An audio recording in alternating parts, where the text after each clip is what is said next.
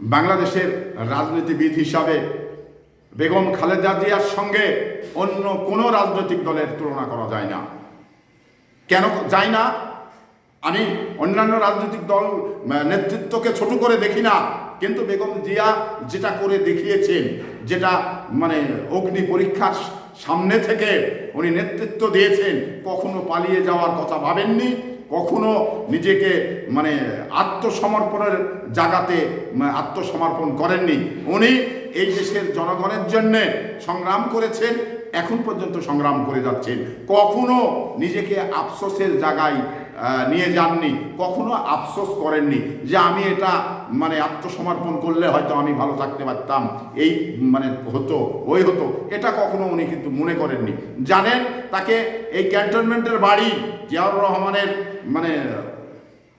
উত্তরাধিকার সূত্রে এবং সেনাবাহিনীর প্রধান হিসাবে যে সে একটা ক্যান্টনমেন্টে বাড়ি পায়, আর সেই বাড়িটা পর্যন্ত হাসিনা কেড়ে নিয়েছিলেন এবং তাকে জেল খাটিয়েছিলেন, তাকে নির্বাচন থেকে দূরে রেখেছিলেন। তারপরেও কখনো সে আফসোস করেনি, শুধুমাত্র জনগণ তার পক্ষে রয়েছে বলেই সেটা এই আফসোসগুলো করেনি।